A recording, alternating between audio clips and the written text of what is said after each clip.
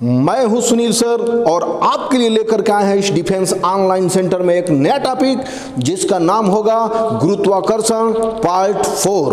तो सर हम आपको दिखाना चाहते हैं कि इस नए टॉपिक में नया चीज क्या है। इसके आगे का प्रश्न आप जरूर देखें। और कल मैं लाइव क्लास स्टार्ट करने जा रहा हूं 11 बजे। कल एक नया चैप्टर पढ़ाएंगे, चैप्टर का नाम गुप्त होगा। आप कल ही आपसे हमारी मुलाकात होगी 11 बजे 11 o'clock। तब तक आइए हम चलते हैं गुरुत्वाकर्षण पार्ट 4। लेकिन जाते जाते एक शेर के माध्यम से बोलना चाहते हैं, ये भी थोड़ा समझ लीजिए कि तराजू तौल करके देख लो पलड़ा किधर का भारी है। तराजू तौल करके देख लो पलड़ा किधर का भारी है। तुम्हें ललकार प्यारी है, हमें जयकार प्यारी है। तो आइए अब हम लेकर के चलेंगे गुरुत्वाकर्षण पार्ट 4।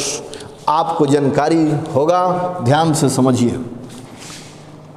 अब हम यहाँ पर इसमें टॉपिक देने जा रहे हैं पलायन वेग।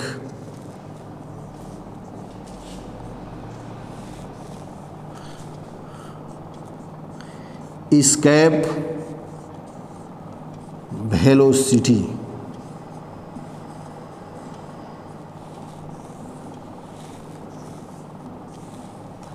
Escape velocity.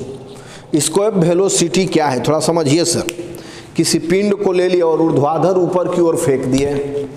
अगर यह गुरुत्वीय क्षेत्र से बाहर निकल गया, कभी लौट करके नहीं आएगा, तो जिस वेग से हम फेंके हैं इसको, उसी वेग को पलायन वेग कहते हैं। यहाँ से प्रश्न इंडियन एयरफोर्स में भी बनता है, एनडीए में भी बनता है, इसके अलावा पॉलिटेक्निक और नेवी में भी क्वेश्चन बनते हैं खास तौर से। तो आइए ध्यान से समझिए इसके बारे में। तो हम ये कह सकते हैं कि जब किसी पिंड को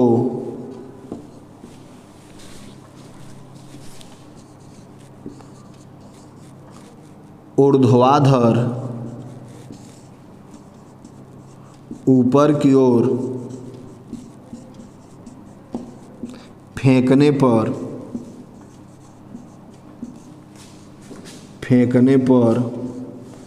वह गुरुत्वीय क्षेत्र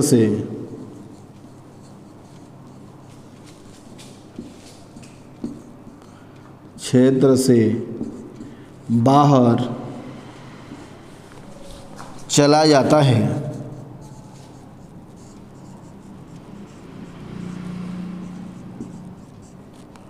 वापस लौटकर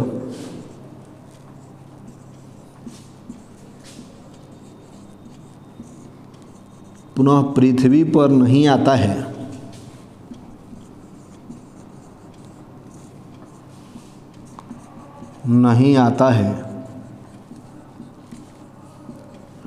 तो उस न्यूनतम वेग को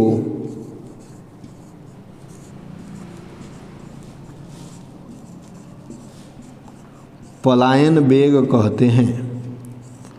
पलायन वेग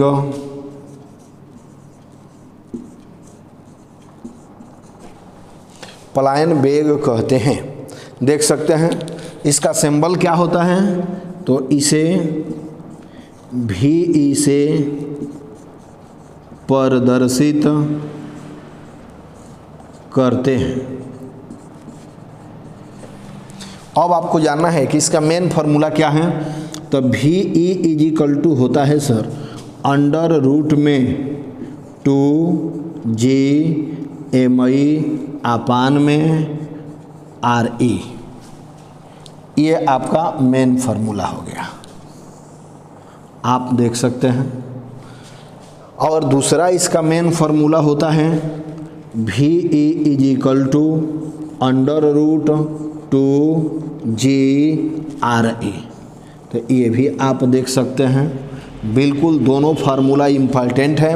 अगर यहाँ पर इस फार्मूले का वैल्यू ज़्यादा है और ये पूछता भी है, बिल्कुल आप राइट कर लीजिए। फिर कोई प्रॉब्लम है तो फिर बात करते हैं।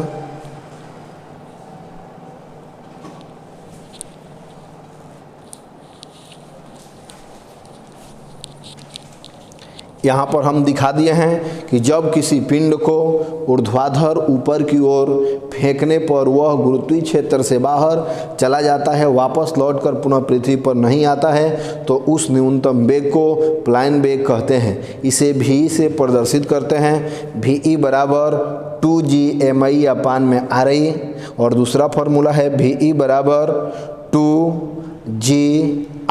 कौन क्या है ये भी आप समझ सकते हैं, लेकिन हम ये आपको आगे बताना चाहते हैं, अभी आप यहाँ तक लिख लीजिए।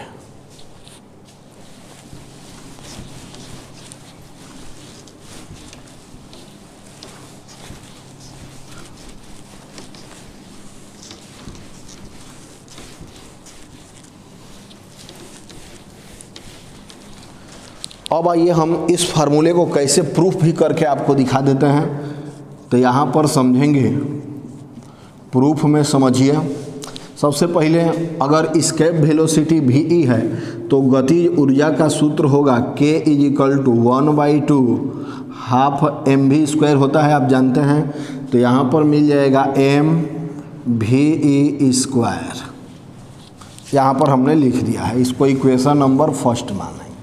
और यहाँ पर किया गया कार्य का जो सूत्र होता है वह होता है W = यहाँ पर मिलेगा -G। तो माइनस को छोड़ देते हैं क्योंकि यहाँ पर केवल अनंत से अंदर की तरफ परिगुरुत्वीय क्षेत्र में आने के लिए ऋण लगाया जाता है। तो Gmi m अपान में यहाँ पर मिलता है RE। ये आपका सेकेंड हो गया। अब देखिए, हम जानते हैं कार्य ऊर्जा प्रमेय के आधार पर जो गतिज ऊर्जा होती है किए गए कार्य के बराबर होती है या स्थितिज ऊर्जा के बराबर होती है। तो हम यहाँ पर लिख सकते हैं K बराबर W = U।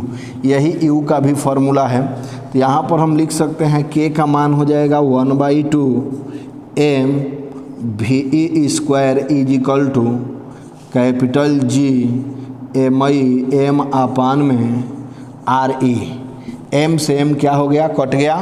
तो यहाँ पर मिल जाएगा VE बराबर, स्क्वायर हटाएंगे तो यह रूट में हो जाएगा सर, और ये मिल जाएगा Gmi अपान में RE। यहाँ तक यही फार्मूला हम आपको राइट किए थे, आप बिल्कुल देख सकते हैं। लेकिन इसके बाद आप समझेंगे कि हम जानते हैं स्मॉल g कैपिटल G में संबंध होता है G = Gmi अपान में RI²। तिरछा गुणा कर देंगे, GRI² = Gmi। इस फार्मूले में ये वैल्यू हम रख देंगे तो मिल जाएगा VE बराबर अंडर रूट में मिल जाएगा GRI², 2 है तो 2 लगा दिए, अपान में RI। एक RI से एक RI कट गया। VE बराबर अंडर रूट में 2GRE। यही आपका मेन फार्मूला है। तो आप बिल्कुल देख सकते हैं कौन क्या है, ये भी लिख दे रहे हैं, ध्यान से सुनिए। बल्कि आप पहले इसको उतार लीजिए, फिर इसके आगे दिखाते हैं।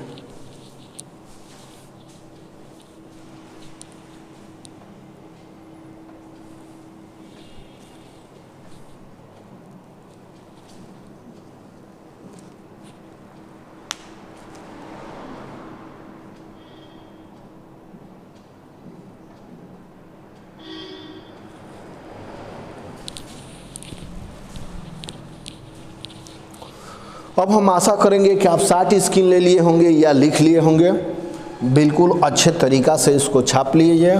अब आपको जानना पड़ेगा कि इसमें कौन क्या क्या दिया हुआ है और कैसे हम इसका वैल्यू फाइंड करते हैं, कौन चीज़ पूछता है। तो ये तो दोनों फार्मूला आपको इम्पॉर्टेंट हमने बता दिया। आगे मिलाइए। सबसे पहले अब हम बताना चाहते हैं, उसमें आया है VE क्या है। तो VE का मतलब हो जाएगा पलायन वेग, G का मतलब हो जाएगा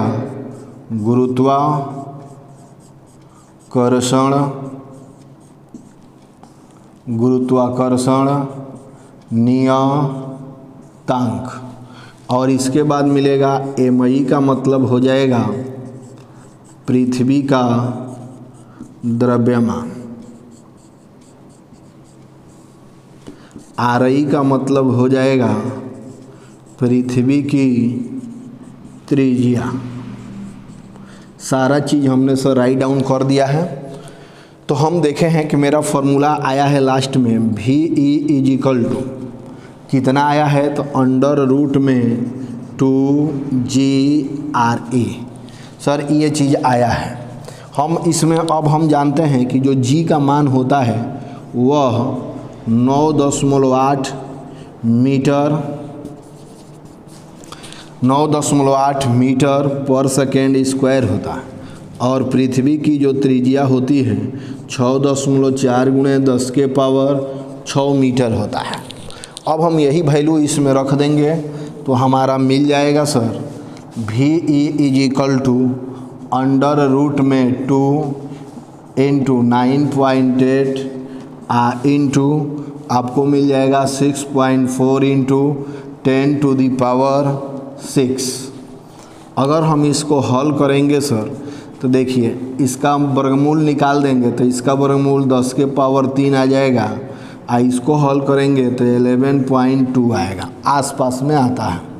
तब मिल जाएगा भी ई बराबर ये आएगा मीटर प्रति सेकेंड में, इसको किलोमीटर में चेंज कर दीजिए 11.2 किलोमीटर प्रति सेकेंड।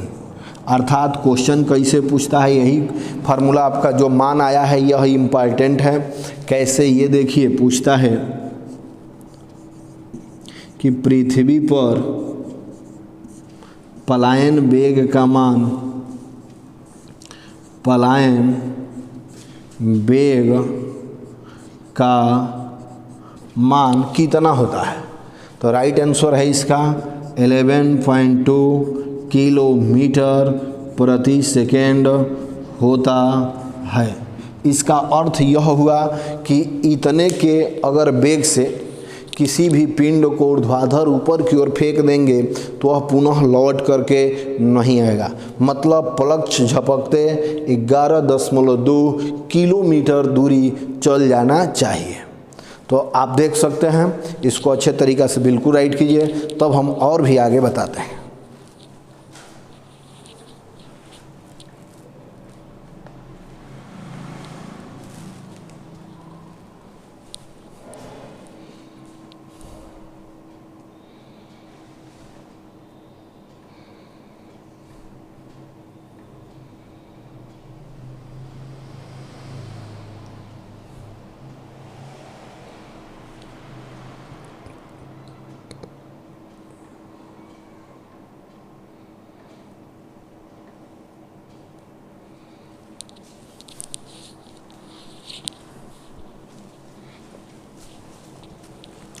यह प्रश्न बहुत बार आया हुआ है। अब हम आगे चलेंगे सर आपको लेकर के, देखिए इसके आगे क्या मिलता है।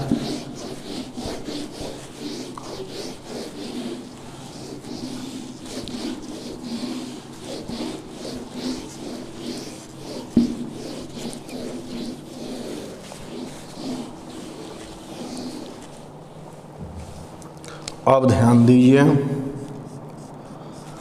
अब पूछ दिया जिसे आपने पृथ्वी पर तो समझ गए, कह देगा चंद्रमा पर पलायन वेग का मान कितना होता है।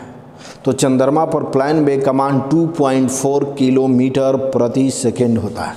यहाँ पर मिल जाएगा चंद्रमा पर पलायन वेग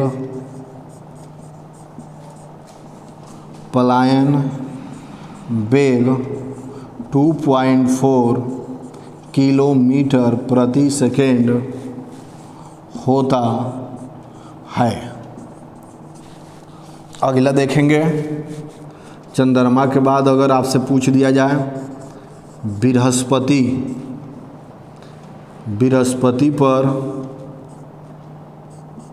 पलायन वेग का मान,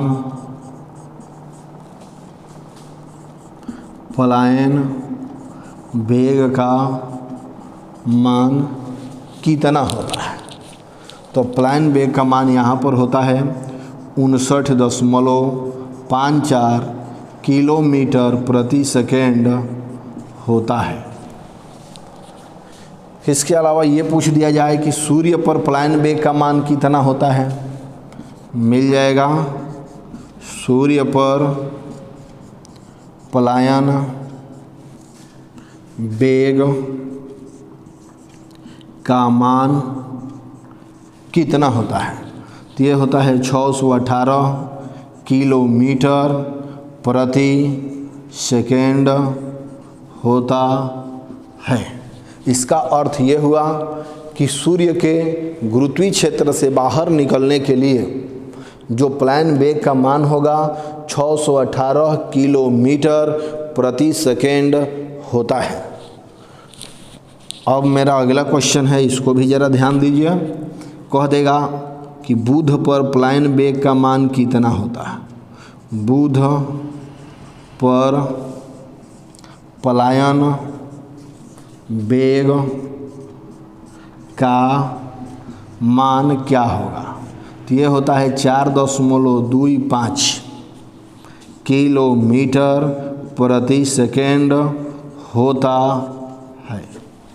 इसी तरह पूछ सकता है मंगल ग्रह पर पलायन वेग क्या होता है। मंगल ग्रह पर पलायन वेग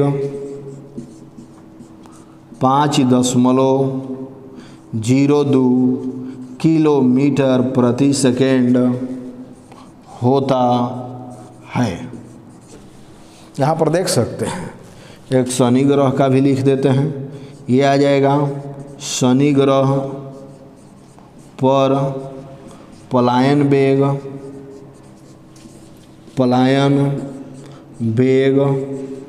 का मान कितना होगा, तो ये होता है सर 35.46 किलोमीटर प्रति सेकेंड होता है। इस तरह अलग अलग ग्रहों के लिए अलग अलग होता है, जिसमें से खास इम्पॉर्टेंट इसमें दो कम से कम याद होना चाहिए। एक चंद्रमा पर पलायन वेग का मान क्या होगा और एक पृथ्वी पर पलायन वेग का मान क्या होगा। तो सर दोनों टॉपिक एकदम बिल्कुल आपको आना चाहिए, तो आप बिल्कुल इसको अच्छे तरीक़ा से छापिए।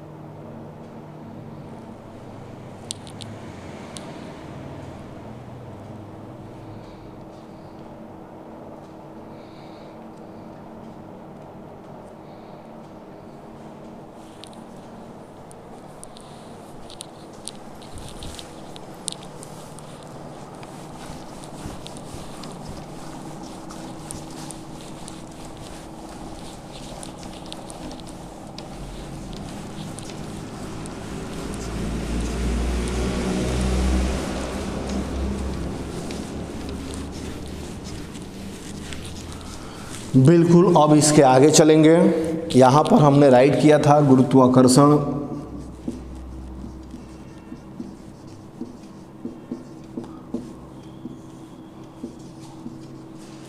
पार्ट 4, ये चल रहा है आपका।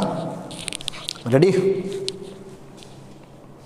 तो अब हम आपको बताना चाहेंगे कि सर अब पार्ट 4 में क्या आपको मिल रहा है, ये भी देखिए।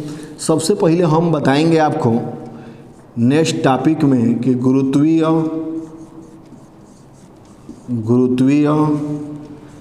स्थितिज ऊर्जा का सूत्र क्या होगा। ये अगर पूछेगा भी तो डायरेक्ट पूछेगा gravitational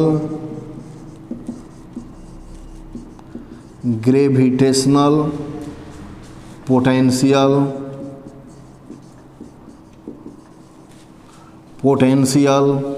energy, gravitational potential energy, ये आपको जानकारी रखना है। तो देखिए सर, गुरुत्वीय स्थितिज ऊर्जा का डिफिनीशन हम कैसे बताएंगे? तो कहेंगे अनंत से किसी भी पिंड को किसी स्थान पर लाने में किए गए कार्य को गुरुत्वीय स्थितिज ऊर्जा कहते हैं। इसका मतलब किया गया जो कार्य होता है वह स्थितिज ऊर्जा के बराबर होता है। तो हम लिख सकते हैं अनंत से किसी वस्तु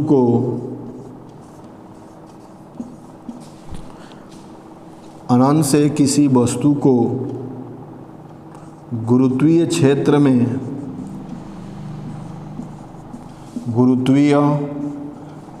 में किसी बिंदु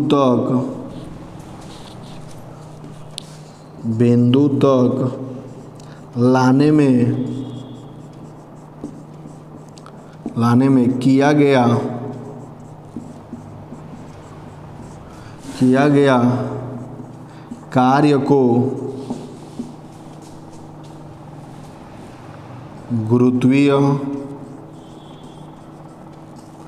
स्थितिज ऊर्जा कहते हैं। इसे U से प्रदर्शित करते हैं। इसे U से प्रदर्शित करते हैं। यहाँ पर समझेंगे U is equal to minus G M upon में RI, यही होगा। इस तरह से हम अगर चाहें तो RI के स्थान पर स्मॉल r लिख सकते हैं, लेकिन अब यहाँ पर आपको कंडीशन भी बता देते हैं इसके लिए कि अगर ऐसे लिखेंगे तो ऐसे लिखना पड़ेगा कि GMI ऊंचाई दिया रहेगा तो R का जो वैल्यू हो जाएगा RI प्लस H के बराबर हो जाता है, माने ये भी इसका फार्मूला हो जाएगा। या हम यहाँ पर भी एक और भी कंडीशन आता है कि जब RI is greater than H, माने RI H की तुलना में बहुत अधिक है तो H को नगण्य मानकर छोड़ देते हैं, अर्थात यहाँ पर हो जाएगा H बराबर नगण्य। इसको छोड़ देंगे तो यही मिलेगा U is equal to minus GMI upon में RI। यही फार्मूला इम्पोर्टेंट है और यही पूछा भी है।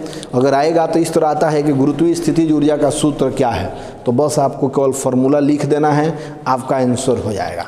कौन क्या है यहाँ पर दिखा देते हैं। जी जानते ही हैं, गुरुत्वाकर्षण नियतांक।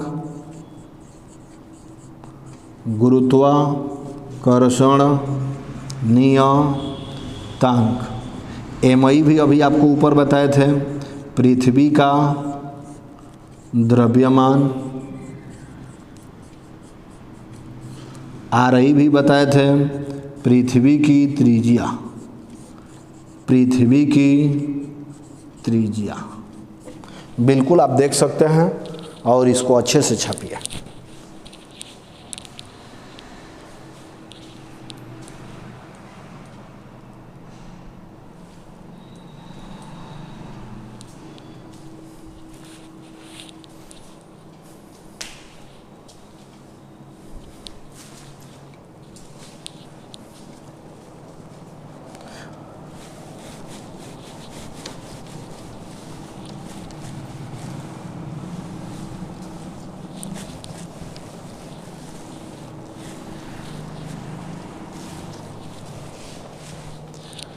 ये इसका मेन फार्मूला है।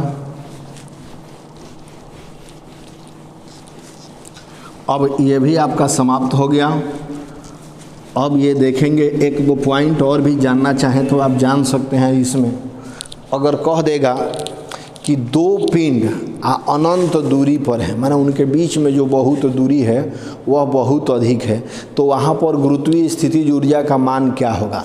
तो वहाँ पर राइट आंसर 0 होगा। तो हम यहाँ पर जान सकते हैं कि जब दो पिंड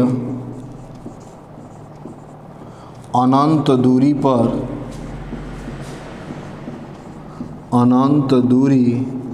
पर हो तो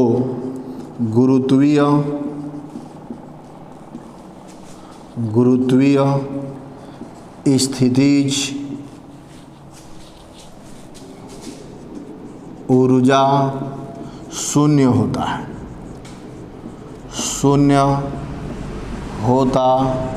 हमने लिख दिया कि जब दो पिंड अनंत दूरी पर हो तो गुरुत्वीय स्थितिज ऊर्जा शून्य होता है, मतलब इसका मान 0 होगा, अर्थात U = 0।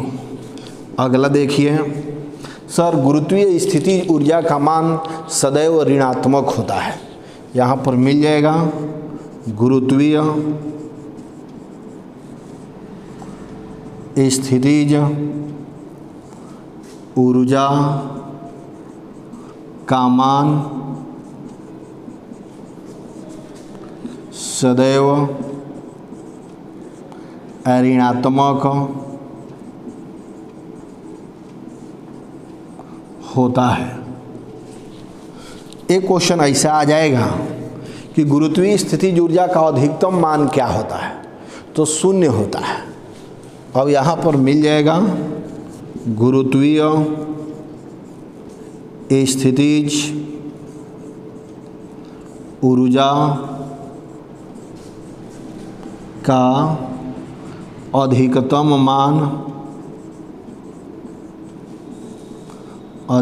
मान 0 होता है। एक पॉइंट ये भी देखिए, अगर कह देगा कि आकर्षण क्षेत्र में गुरुत्वीय स्थितिज ऊर्जा कैसा होता है, तो ये ऋणात्मक होता है, और प्रतिकर्षण क्षेत्र में तो वहाँ पर धनात्मक होता है। अब यहाँ पर मिलेगा कि आकर्षण क्षेत्र में आकर्षण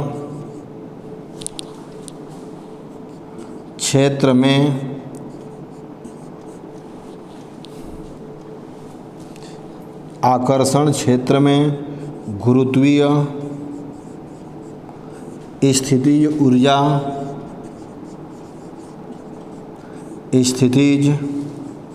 ऊर्जा ऋणात्मक होता है,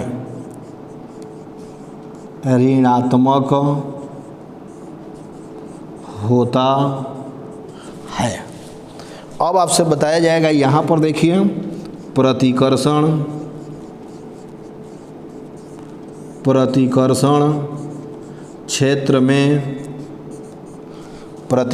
क्षेत्र में गुरुत्वीय स्थितिज ऊर्जा धनात्मक होता है।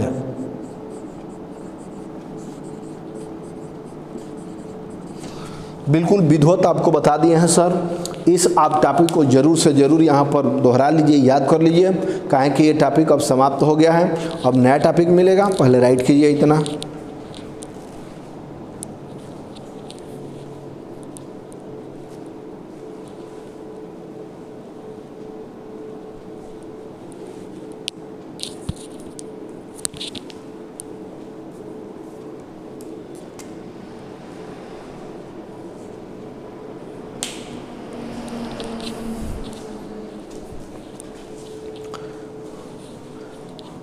इतना राइट करने के बाद जैसे आप राइट कर लेते हैं, तब देखिए अब हम आपको इसके आगे लेकर के चलते हैं।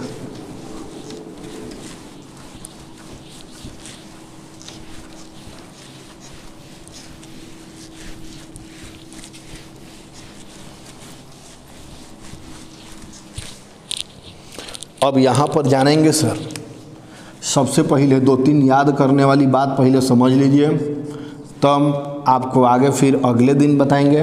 ध्यान से समझिए। कहेगा बुध का परिक्रमण काल कितना दिन होता है, तो बुध का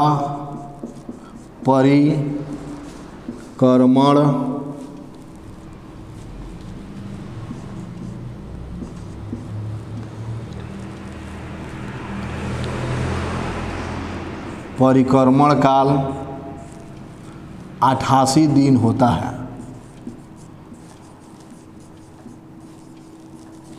बुध का परिक्रमण काल 88 दिन होता है। अगर यही कह देगा सर कि ये तो बुध का परिक्रमण काल है, कहेगा भू स्थिर उपग्रह का परिक्रमण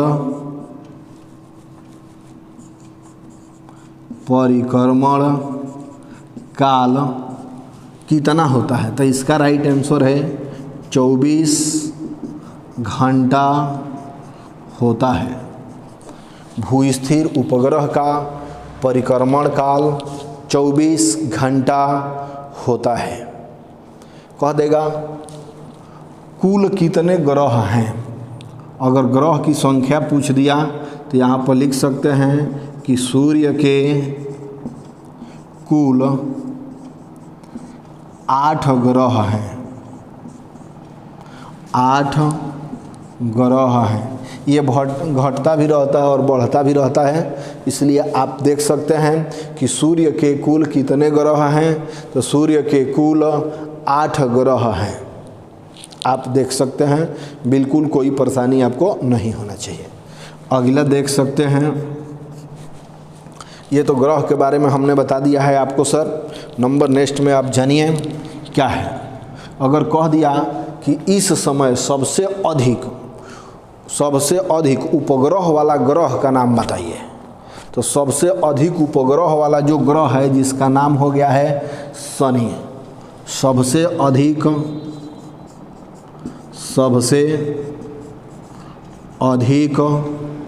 उपग्रह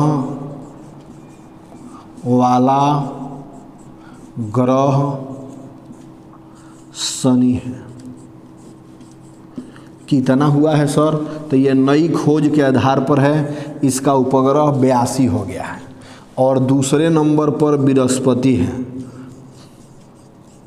बृहस्पति ग्रह का उपग्रह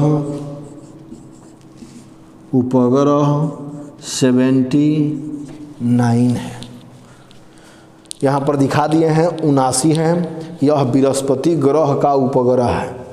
अगर यहाँ पर तो आपको हमने बता दिया बिल्कुल, लेकिन अब समझिए, कहेगा सौर प्रणाली का खोज किसने किया था। तो यहाँ पर जानिए, सौर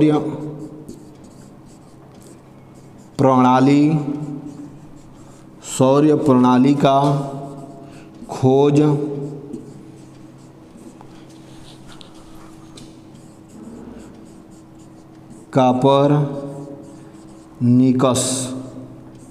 कापरनिकस ने किया था।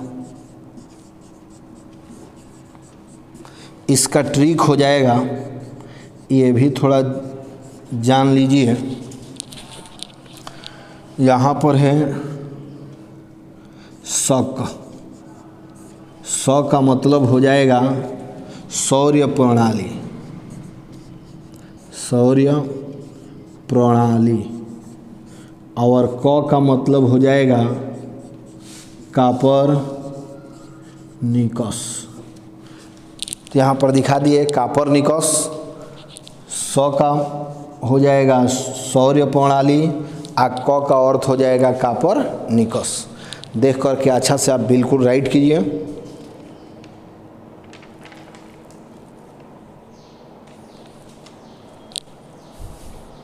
कापरनिकस।